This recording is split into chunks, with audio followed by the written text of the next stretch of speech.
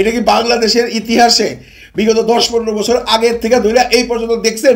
মূল কারণ হইল অ্যান্টোনিও গুতেরেস। জাতিসংঘ মহাসচিবের বাংলাদেশ সফরে বাংলাদেশের রাজনীতিতে অভূতপূর্ব অনেক ঘটনা ঘটবে। সংক্ষেপে বললে প্রফেসর ডক্টর মোহাম্মদ ইউনূসের জন্য এটা একটা বিরাট সুখবর। এই জিনিসগুলো ডক্টর ইউনূসকে আকাশে ভাসাবে এক কথায় বললে। রতনে রতন চেনে, যদি সুরে চেনে। ডক্টর মোহাম্মদ ইউনূসের সরকারকে, ডক্টর মোহাম্মদ ইউনূসকে ইন্ডিয়া বুঝতে পারে নাই। ঘুম হারাম আরো হবে, বিকজ আপনারা ডক্টর মোহাম্মদ ইউনূসকে চিনতে পারেন না। কিন্তু স্বাধীনতা পাইলে কি হবে? আল্লাহর মাইক দুনিয়ার বাইন, পাপ পাপ তো ছাড়ে না, আপনারা ছাড়া পাবেন না। এই শাহবাগীদের বিচার হবেই, এই শাপলা চত্বরের বিচার হবেই। আমি খুব খুশি হয়েছি। আসিয়ার তোর ফেরত আনতে পারবো না। আমি ধন্যবাদ জানাই সেই জনতাকে যারা আসিয়ার মৃত্যুর শোক সহ্য করতে না পেরে এই ঘটনা ঘটিয়েছেন। এটা দরকার ছিল। পরবর্তী সময় সারা বাংলাদেশের দর্শকদের জন্য একটা বার্তা যে তোমাদের জন্য ঠিক এই দিন অপেক্ষা করছে। সুতরাং কম্বিনেশনটা যদি এরকম হয়, ইউনূস সাহেব রাষ্ট্রপতি হোক বা ইউনূস সাহেবকে একটা অবশ্যই রাষ্ট্রপতির অবস্থানটাই গ্রহণযোগ্য তার জন্য, এবং বিএনপি ক্ষমতায় যাবে এবং ছাত্র বলবো না, অভ্যুত্থানের যে শক্তি সেই দলের সাথে একটা আন্ডারস্ট্যান্ডিং করে একটা সমঝোতায় গিয়ে নির্বাচন করে দেশটাকে একটা নির্বাচিত সরকার উপহার দিয়ে দেশটাকে সুন্দরভাবে পরিচালিত করুক। এবার ফাটাবাসে আটকে গিয়েছেন বাংলাদেশের রাজনৈতিক দলগুলা। আজকে ছিল সর্বশেষ ডেট। আজকের এই দিনটি হলো তাদেরকে সর্বশেষ দিন হিসাবে ধার্য করে দিয়েছিলেন সরকার। বাংলাদেশ নিয়ে ভারতের মন্তব্য অভ্যন্তরীণ বিষয়ে হস্তক্ষেপের শামিল। বাংলাদেশ নিয়ে কোনো মন্তব্য করলে বাংলাদেশ প্রতিবাদ করবে, এটা তো চিন্তাই করতে পারত না। এখন সেই চিন্তা শুধু না, এখন রীতিমতো উচ্চারিত হচ্ছে। বাংলাদেশে আওয়ামী লীগের একটি বি টিম এই মুহূর্তে কাজ করছে, দাড়ি রেখে, টুপি রেখে, জুব্বা পরে, আলেম সেজে, বিভিন্ন নামে বেনামে। আসসালামু আলাইকুম প্রিয় দর্শক বন্ধুরা, নতুন একটা ভিডিওতে জানাচ্ছি আপনাদের স্বাগত। এইমাত্র পাওয়া তাজা এবং গরম খবর। আমেরিকা এবং যুক্তরাষ্ট্রের মহাসচিব কিন্তু বাংলাদেশে এসে 3টি চরম এক সুখবর দিয়েছে। সেই সাথে ভারতের অবস্থা খারাপ করে দিতে কিন্তু ডক্টর মোহাম্মদ ইউনূস একাই যথেষ্ট, এমনটা জানিয়েছে গণমাধ্যমে। আজকের এই ভিডিওতে আপনারা বিস্তারিত এবং প্রমাণের মাধ্যমে সবকিছু দেখতে পারবেন। আশা রাখবো আজকের এই ভিডিওটি সম্পূর্ণ দেখে যাবেন, স্কিপ না করে।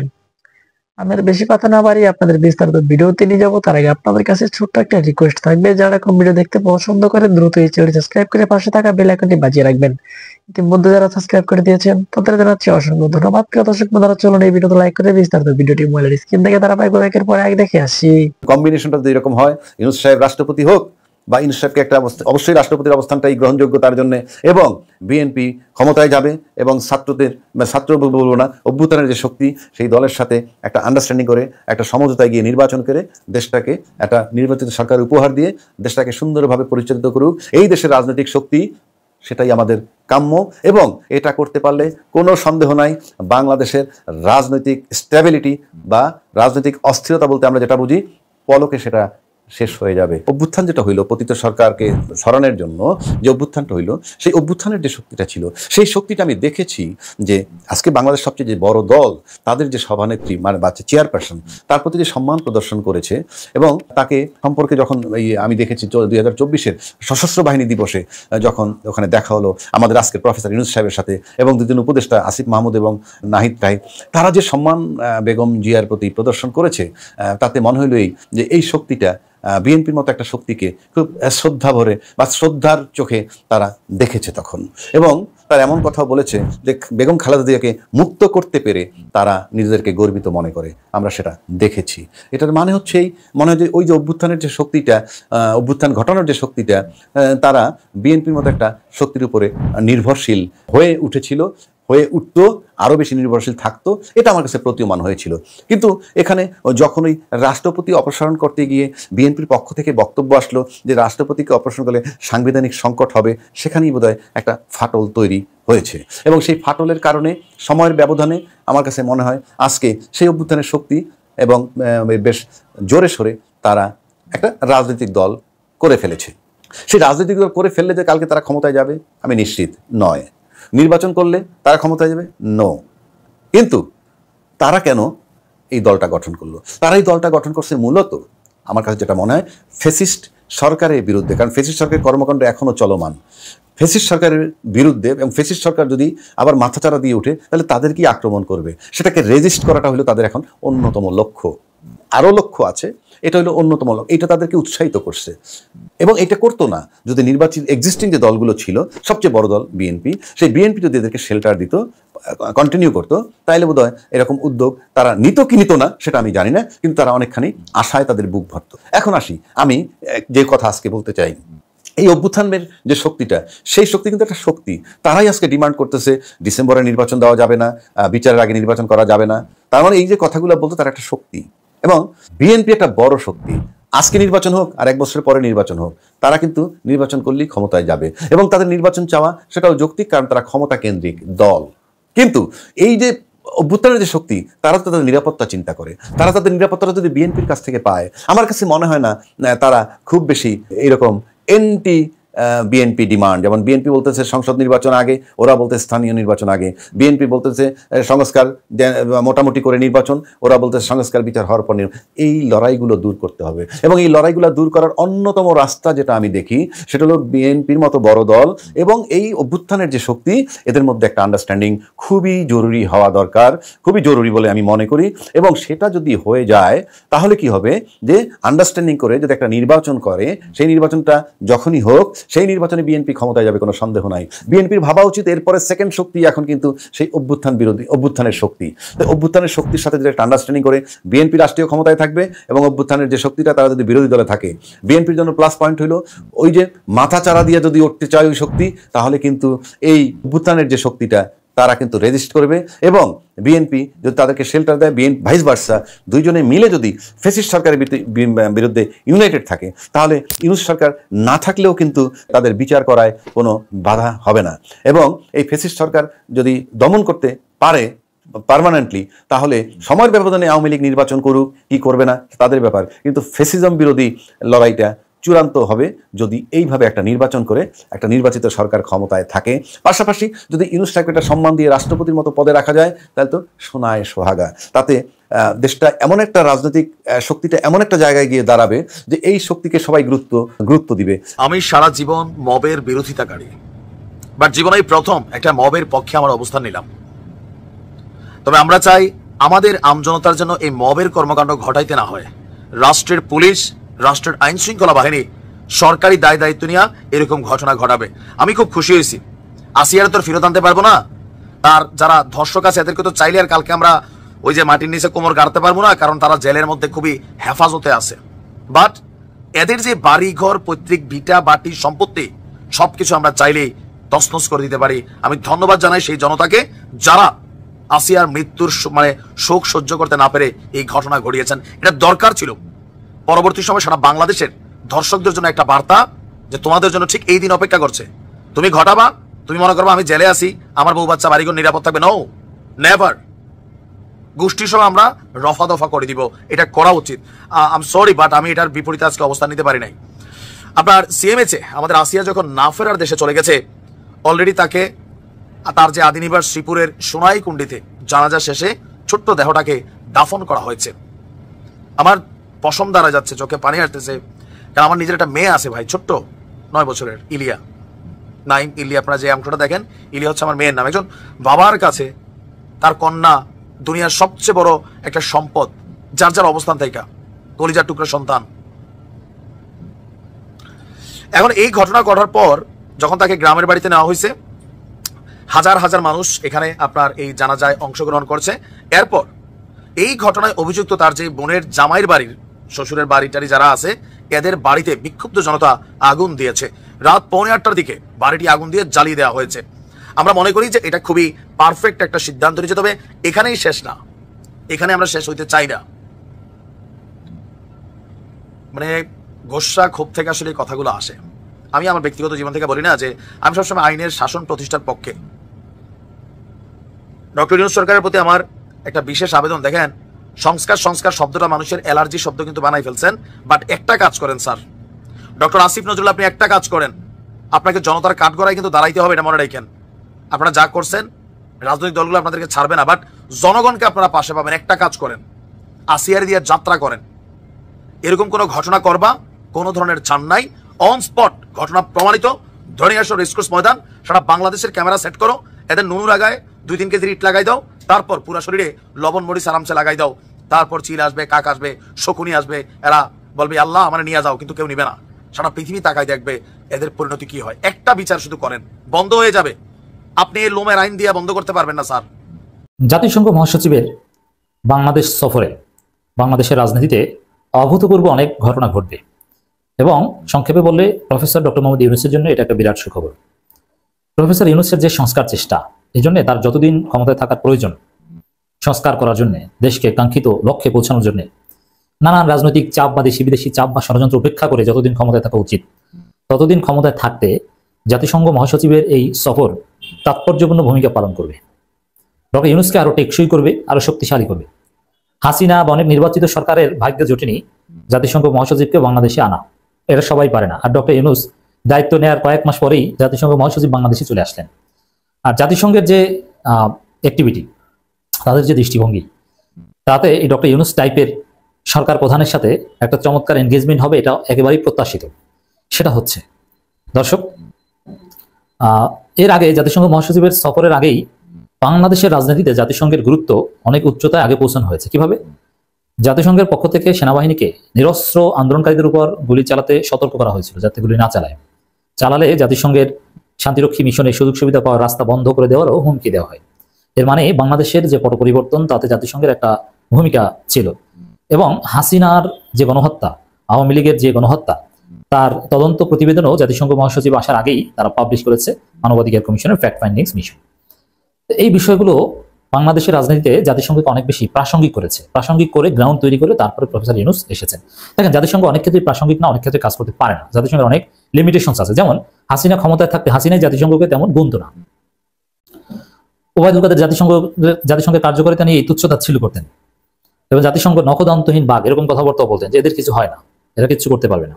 হ্যাঁ, অনেক ক্ষেত্রেই পারে না। জাতিসংঘের কোনো নিজস্ব পুলিশ ফোর্স বা আর্মি ফোর্স নেই, তাদের সিস্টেমেটিক অনেক লিমিটেশনস আছে, কিন্তু অনেক ক্ষেত্রে অনেক অঘটন ঘটাতে পারে বা অনেক বড় কিছু করতে পারে। তাই বাংলাদেশের রাজনীতিতে তারা অলরেডি বড় কিছু করার সক্ষমতা গ্রাউন্ড তৈরি করেছে। এখন ডক্টর ইউনূসের সাথে সফরে এসেছে। রোহিঙ্গা সংকট সমাধান আরো নানান বিষয়ে যথেষ্ট ডেভেলপমেন্ট হবে, যার ফলে ডক্টর ইউনূসকে আরো টেকসই করবে জাতিসংঘ মহাসচিবেরই সফর। হ্যাঁ, সফর শেষে কি হয়, কাদের সাথে বৈঠক করেছেন, কি বলেছেন বা কোনো স্টেটমেন্ট দিয়েছেন কিনা, এগুলো আমরা আলোচনা করবো। কিন্তু তারা সফরের শুরুতেই বলতে চাই এটা ডক্টর ইউনূসের জন্য একটা বিরাট সুখবর। ডক্টর ইউনূসের বিরুদ্ধে যে বিএনপি বা ভারতের যে চাপ, আওয়ামী লীগের যে চাপ, সেই চাপকে প্রশমিত করতে বা চাপ মোকাবেলা করতে জাতিসংঘ মহাসচিবের এই সফর গুরুত্বপূর্ণ ভূমিকা পালন করবে। এই সফরের পরপরই মাননীয় প্রধান উপদেষ্টা প্রফেসর ইউনূসের চীন সফর, এই জিনিসগুলো ডক্টর ইউনূসকে আকাশে ভাসাবে এক কথায় বললে। এবং জুনের দিকে দেখবেন যে বিলিয়ন অ্যান্ড বিলিয়ন ডলারের ইনভেস্টমেন্ট আসছে বাংলাদেশে, তখন মানুষ ডক্টর ইউনূসকে চাইবে। এবং বিএনপির যে নির্বাচন চাই জিকির, এগুলো শুনলে জনগণ আরো বেশি বিরক্ত হবে। অতএব এই সফরটা বাংলাদেশের রাজনীতিতে জাতিসংঘ মহাসচিবের এই বাংলাদেশ সফর বাংলাদেশের রাজনীতির মোড়ই ঘুরিয়ে দিতে পারে।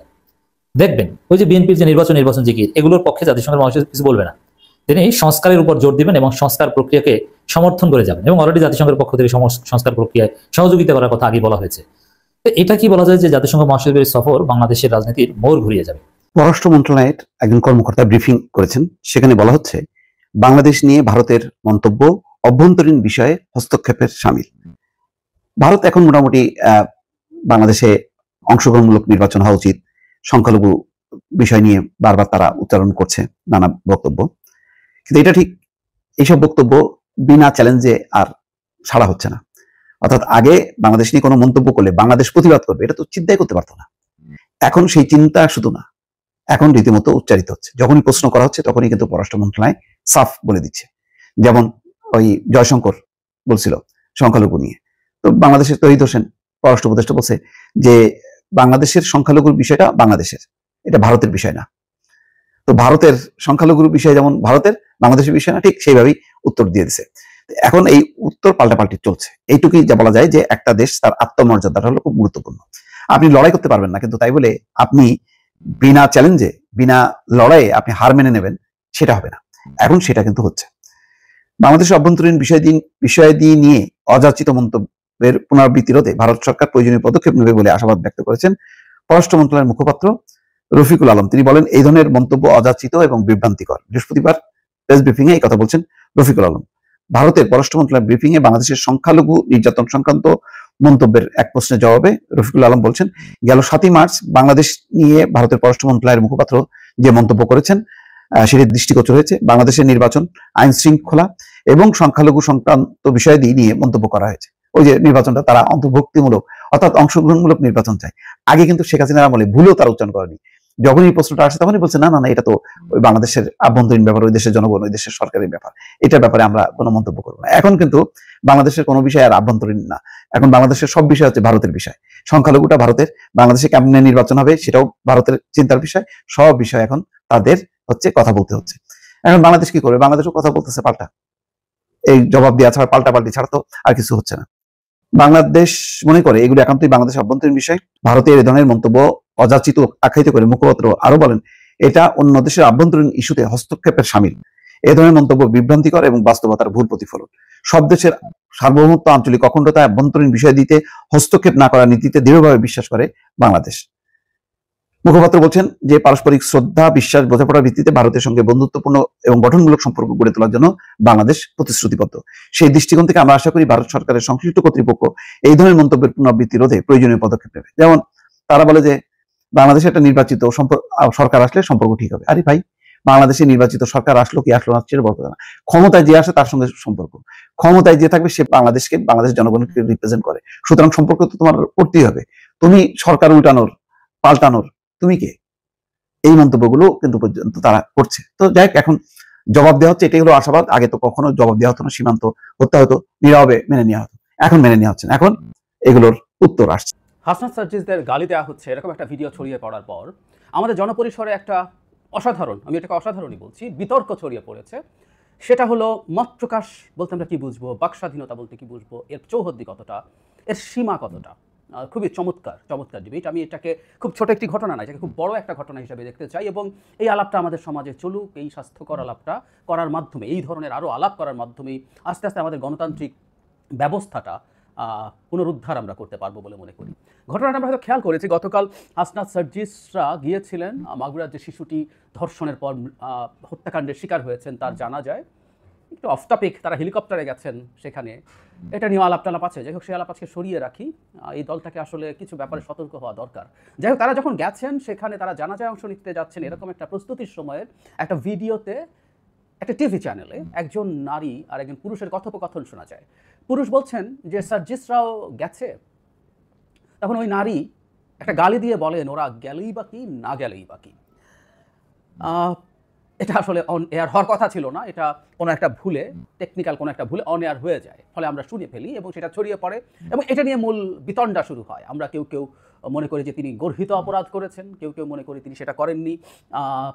চ্যানেলও মনে করেছে তারা গর্হিত অপরাধ করেছে, সে কারণেই, বা চ্যানেল টু সাম এক্সটেন্ট কিছুটা ভীতির কারণেই হয়তো তারা 3 জন সাংবাদিককে চাকরিচ্যুত করেছিলেন। এরপর খুবই ইন্টারেস্টিং ব্যাপার, জনাব হাসনাত আব্দুল্লাহ ফেসবুকে স্ট্যাটাস দিয়েছেন, একটা পত্রিকায় দেখলাম, এবং তার দলেরই জনাব হান্নান মাসুদ, তাদের মধ্যেই এই ইস্যুটা নিয়ে ভিন্ন মত আছে, অন্যদের তো আছেই, আমি সেই দিকে যাচ্ছি না, আমি এই দুজনের বক্তব্যটা একটু দেখতে চাই। জনাব হাসনাত আব্দুল্লাহ বলছেন, এখন টিভির ওই চ্যানেলটার নাম, সাংবাদিকদের চাকরি ফিরিয়ে দিতে হবে। আমরা এই দ্বিমত প্রকাশের স্বাধীনতার জন্যই আন্দোলন করেছিলাম, আমরা এই গালির স্বাধীনতার জন্যই আন্দোলন করেছিলাম। শুধু মত প্রকাশ নয়, দ্বিমত প্রকাশও অব্যাহত থাকুক। এটা আবার ভাল লাগেনি জনাব হান্নান মাসুদের। তিনি বলছেন, শুধু একটা কথাই বলবো, অতি উদার হইতে যাইয়েন না, এত সুশীলতা ভালো না। এটা হাসিনার তৈরি করে দেওয়া মিডিয়া এস্টাবলিশমেন্ট, এই ফ্যাসিবাদী এস্টাবলিশমেন্ট যেহেতু ভাঙতে পারছে না, দয়া করে সুশীলতা দেখাতে গিয়ে এত ভিত আরও শক্ত করে দিয়েন না। তিনি লেখেন, নিজেরা তো ভুগবেনই, পুরো জাতিকে ভোগাবেন। আসলে যদি আগামী প্রজন্মের জন্য, নিজেদের জন্য এই ভেঙে পড়া রাষ্ট্র ব্যবস্থা পুনর্গঠনের উদ্দেশ্যে রাজনীতি করতে চান, অবশ্যই হাসিনার তৈরি এই মিডিয়া এস্টাবলিশমেন্ট, প্রশাসনিক এস্টাবলিশমেন্ট, এমনকি পলিটিক্যাল এস্টাবলিশমেন্টও ভেঙে নতুনভাবে গড়তে হবে। তারপর আরও কিছু কথা আছে, তিনি হাসনাত আব্দুল্লাহকে ট্যাগ করে কথাটা বলেছেন। তাহলে আমরা বুঝতে পারি যে জনাব হাসনাত আব্দুল্লাহর যে মন্তব্য তাকে হান্নানের কাছে অতি সুশীলতা মনে হয়েছে। আচ্ছা, এখন প্রথম যে বিতর্কটা এসছে সেটা হলো, এটাকে গালি দেয়া বলা যাবে কিনা। কারণটা হচ্ছে এই, আমরা আমাদের ব্যক্তিগত পরিসরে বহুজন সম্পর্কে নানা ডেরোগেটরি মন্তব্য করি, গালিও দিই। আমাদের পরিচিত, অপরিচিত, ক্লোজ, অফিসে বসের পেছনে, আদার এমপ্লয়িজ যাদের পছন্দ হয় না, ডেরোগেটরি মন্তব্য করেন, গালি দেন, টিচারদের পেছনে দেন। সো পেছনে ব্যক্তিগত পরিসরের কথাকে আমরা আসলে কিভাবে দেখব? ব্যক্তিগত পরিসরে আমি যদি শুনতে পারি কেউ একজন আমাকে গালি দিয়েছে, আমরা ছোটবেলায় এগুলো করতাম, মানে কিরকম, আমার পেছনে কেউ একজন আমাকে নিয়ে নেগেটিভ কথা বলেছে, আমার এক বন্ধু ওখানে ছিল, সে এসে আবার আমাকে এটা বলে দিতে চাইতো, আমরা খুব খেপে যেতাম।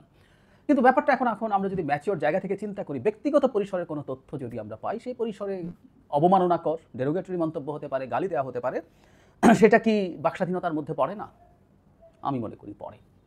তাই যদি হয়ে থাকে, এটা তো আসলে আদতে একটা ব্যক্তিগত পরিসরের মন্তব্য, যেটা সামহাউ পাবলিক হয়ে গেছে। এটা তো আসলে পাবলিকলি করা হয় নাই।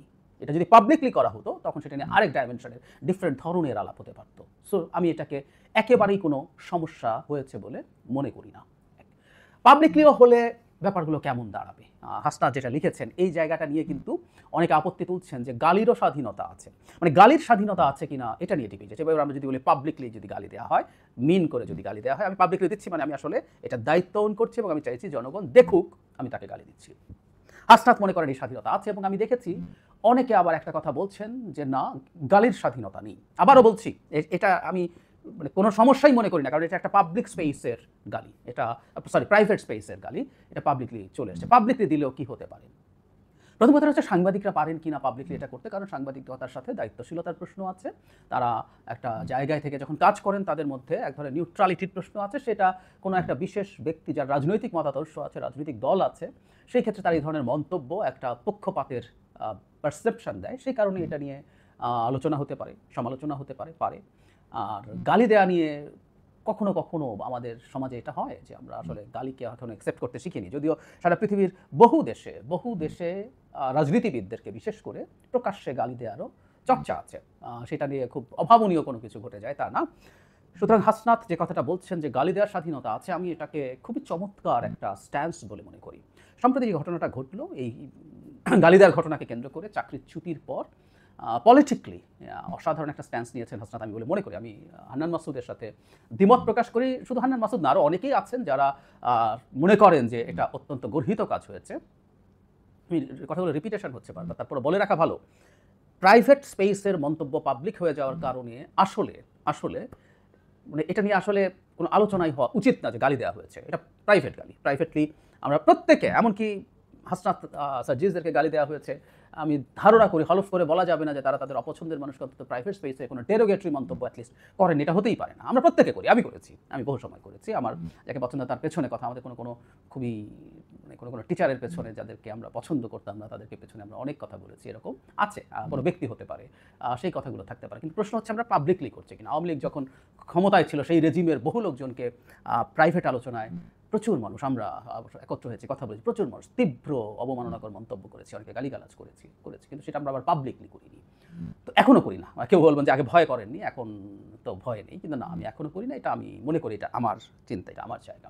কিন্তু কেউ যদি করে ফেলেন সেটা বাকস্বাধীনতা, এটা যদি বলছি পাবলিকলি প্ল্যান করে যদি করে থাকেন সেটা বাকস্বাধীনতার সীমার মধ্যে পড়বে কিনা। আমার মনে হয় একটা জিনিস একটু মনে রাখা দরকার, আমরা যদি একটা গণতান্ত্রিক সমাজ চাই, গণতান্ত্রিক সমাজে আস্তে আস্তে আমাদের এইগুলোর প্রতি অভ্যস্ত হতে হবে, ডেরোগেটরি মন্তব্য নিতে পারতে হবে, কিছুটা গালিগালাজও আমাদের রাজনৈতিক নেতাদের নিতে পারতে হবে। এই ধরনের স্বাধীনতা থাকা উচিত। আমাদের একটা জিনিস ইম্পর্টেন্ট, সেটা হচ্ছে আমরা সমাজে হেইট স্পিচ বলা হয়, কোন গালিকে হেইট স্পিচ হিসাবে নেওয়া যাবে, ডিবেট, এগুলো প্রত্যেকটা ডিবেট। এই জন্য বলছিলাম যে এই ডিবেটটা অসাধারণ, কারণ এগুলো আসলে কোনো নির্দিষ্ট কোনো মাপকাঠি নেই যেই মাপকাঠিতে মেপে বলে দেওয়া যাবে যে এটা গালি হয়েছে বা গালিও কোনটা, এটা নিয়ে একসময় ডিবেট হতে পারে। মানে এটা গালি হয়েছে, এটা গালি হয়নি, এটা হেইট স্পিচ হয়েছে, এটা হেইট স্পিচ হয়নি, এটা আসলে সমাজের এই যে আমরা আলোচনা করছি, তর্ক করছি, এটার মাধ্যমেই নির্ধারিত হয়। সেই কারণে আমি বলেছিলাম যে এটা আসলে দেখা অসাধারণ ব্যাপার যে আমরা এখন এই আলাপটা করছি এবং আমাদের একটা গণতান্ত্রিক সমাজে এই জিনিসটা চলারই কথা ছিল। আমি আবারও বলি যে জনাব হাসনাত আবদুল্লাহ যে স্ট্যান্স নিয়েছেন এটা একটা চমৎকার নজির হয়ে থাকবে। এই নজিরটা আমাদের ভবিষ্যৎ রাজনীতির যে স্ট্যান্ডার্ড, সেই স্ট্যান্ডার্ডে আলোচনার মধ্যে নিশ্চয়ই আসবে। আর আমরা আস্তে আস্তে শেখ হাসিনাকে যখন খেদিয়েছি, শেখ হাসিনা নিশ্চিতভাবে মিডিয়াতে প্রচুর তার দোসর রেখে গেছেন। এদের অনেকেরই হয়তো তাদের প্রতি, মানে যারা মুভমেন্ট করেছে, ওরা সামনের সারিতে ছিলেন, তাদের প্রতি হয়তো ক্ষোভ আছে যে নারী তাকে ব্যক্তিগত স্পেসেও গালি দিয়েছেন, হয়তো তার ক্ষোভ থেকে থাকতে, আমি জানি না তিনি কোন মতাদর্শের মানুষ। যদি সেটা হয়েও থাকে সেটার জন্য আসলে আমরা অন্তত যে কথাটা বলি সবসময় যে শেখ হাসিনার প্রতি আমরা ন্যায় বিচার নিশ্চিত করতে চাই। তার দোসররা যে যেখানে আছে, পুলিশে থাকুক, মন্ত্রণালয়ে মানে সচিবালয়ে থাকুক কিংবা মিডিয়াতে থাকুক, আমরা তাদের প্রতি ন্যায় বিচার নিশ্চিত করতে চাই। সুতরাং সোফার যা হয়েছে আমি মনে করি এই ঘটনাটা নিয়ে সঠিক জায়গাতেই আছি।